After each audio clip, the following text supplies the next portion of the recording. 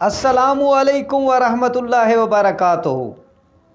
अहबाब, आजिज़ हकीम अतर हमेशा आपके लिए वो चीज़ लाता है जो दूसरे हुक्मा आपको नहीं बताते, और अपने मरीज़ों को मैं हाथ जोड़ के कहा करता हूँ कि अहबाब, आप मेरे भाई हैं, मेरे दोस्त हैं, बिल्कुल भी मेरे मरीज़ नहीं हैं। और ये भी कि मैं सारी ज़िंदगी आपको मेडिसन नहीं खिला सकता, मैं मेडिसन आपको बिल्कुल सारी ज़िंदगी दे ही नहीं सकता। मैं कोई डॉक्टर थोड़ी हूँ कि एक साल्ट के बारे में आपको बताऊँ और कहूँ कि ताहियात खाते रहे। ऐसी कोई बात भी नहीं है मेरे अंदर। हाँ, लेकिन मेरी एक शर्त होती है कि मैं कहता हूँ कि खुराक अच्छी खाएं। देखिए, एक बात याद रखिएगा बाप, अगर खुराक अच्छी होगी तो यकीनन जिस्म में मादा मनविया कुव्वत हयात ज़्यादा बनेगी, और जितनी कुव्वत हयात बनेगी बाप, ये करंट है जो आपके जिस्म में उछलता है, जो आपको उछालता है। ये ताकत है जो आपके अंदर बनती है और फिर आपको उकसाती है। आपके अंदर एक तरह से तवानाई का सरचश्मा होती है। तो मैं आज आपको एक चीज़ बताने जा रहा हूँ खुराक के हवाले से। अहबाब, आप ये शुरू कर दें, हकीम अतर को दुआएं करेंगे, हकीमों से जान छूट जाएगी, डॉक्टरों के क्लिनिक पर फीसें भरने से जान छूट जाएगी, और वो जो आप बड़े बड़े टेस्ट करवाते हैं लाखों रुपए लगाकर, उससे भी जान छूट जाएगी।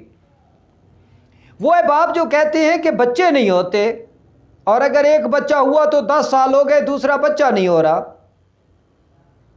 और जब डॉक्टर के पास जाते हैं, टेस्ट करवाते हैं, तो वो बताते हैं कि आपका जिस्म मनी नहीं बना रहा, आपके जिस्म में मनी बन ही नहीं रही, आपके जिस्म में मनी की ताकत नहीं है। लेकिन आपको पता ही नहीं है कि खुराक की तरतीब क्या है। लेकिन हकीम अतर आज आपको बताने जा रहा है कि खुराक की तरतीब क्या है। आपको पता है पनीर किसको कहते हैं? एक पनीर तो वो बूटी है, एक पनीर वो है जो सफ़र के दौरान जो हमारे बड़े बड़े फाते गुजरे हैं, बड़े बड़े लश्कर लेकर जाते थे, तो सफ़र के दौरान जो चीज़ें वो लेके जाते थे और रास्ते में खाते थे, क्या चीज़ होती थी जो उनको एक एक दो दो 100 लोगों के सामने खड़ा कर देते और तलवार चलाते रहते और मारते रहते? क्या चीज़ थी? वो पनीर था। पनीर किसको कहते हैं आज मैं आपको बताने जा रहा हूँ। मैं आपको बताऊँ ना कि अल्लाह ताला ने हज़रत इब्राहीम खलीलुल्लाह को, बहुत मोतबर नबी जो हमारे जद्द अमजद हैं, आप सल्लल्लाहु अलैहि वसल्लम के जद्द अमजद हैं, जिनकी दुआओं से आप सल्लल्लाहु अलैहि वसल्लम हमारे पास अलैहि व आलिहि वसल्लम हमारे पास तशरीफ़ लाए। हज़रत इस्माईल और हज़रत इब्राहीम अलैहिस्सलाम की दुआएं अल्लाह ताला ने कुरान में ज़िक्र फरमा दिया। कुरान में ज़िक्र फरमा दिया इस चीज़ का। क्या ये ज़िक्र फरमा दिया? अल्लाह ताला ने हज़रत खलीलुल्लाह की ज़ियाफ़त में मेहमानों को खिलाया क्या था? और फिर मुसलमान गोश्त खोर है बाप।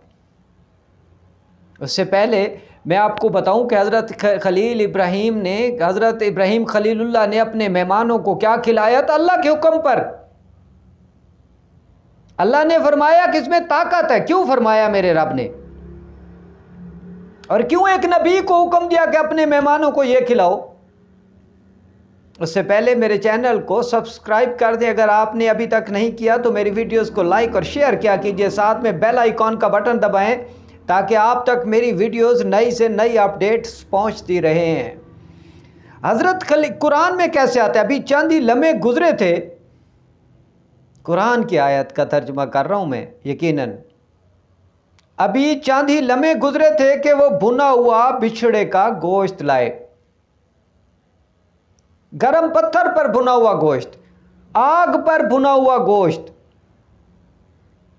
और ये गोश्त जो है ऐसी ताकत वाली चीज़ है कि ये आपको मनी का दरिया अंदर बहा देती है, आपके अंदर करंट बना देती है, आपके अंदर ताकत बना देती है। जो लोग कहते हैं मैं ये फ़लाँ सब्ज़ी खाता हूँ, फ़लाँ फ्रूट खाता हूँ, मैंने इतने सेब खा लिए, मैंने इतने माल्टे खा लिए, है बाब, ना माल्टों से ना सेब से मनी बनती है और ना ही सब्जियों से मनी बनती है। मनी बनती है भुने हुए गोश्त से। ये हयात जो है आपके अंदर बनती किस चीज़ से है? भुने हुए गोश्त से। कुरान ने फरमा दिया कि मेहमानों को क्या खिलाया? ताकत के लिए। और मनी क्या है? ताकत है ना, जिस्म में एनर्जी है, करंट है। तो अहबाब आपको बता दूं, आप सल्लल्लाहु अलैहि वसल्लम जब सहाबा कराम के यहाँ तशरीफ़ ले जाते तो यही पनीर भुना हुआ गोश्त नावल फरमाते।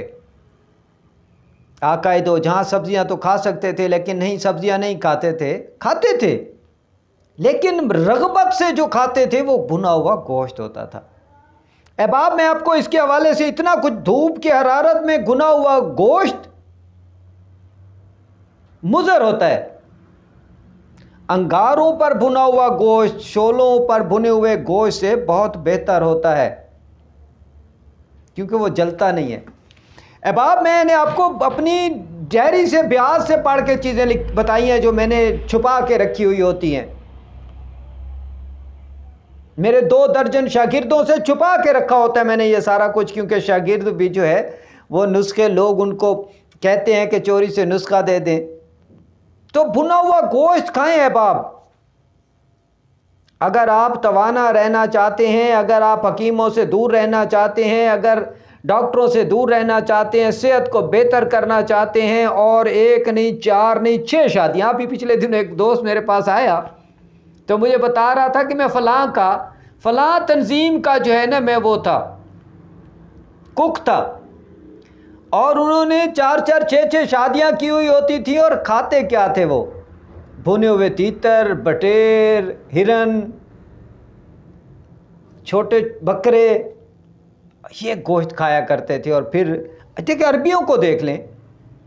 तो अहबाब अगर आप अपने अंदर एनर्जी, ताकत, तवानाई का तूफ़ान चाहते हैं तो यकीनन भुना हुआ गोश्त खाएं। ब्लड प्रेशर वाले खाएं, शुगर वाले खाएं, दमे वाले खाएं, दिल के अमराज वाले खाएं भुना हुआ गोश्त, क्योंकि वो चर्बी को ख़त्म करा देता है, जला देता है, जल जाती है चर्बी, उसमें गलीज़ रतूबात जल जाती हैं और वो ज़ूद हज़म हो जाता है।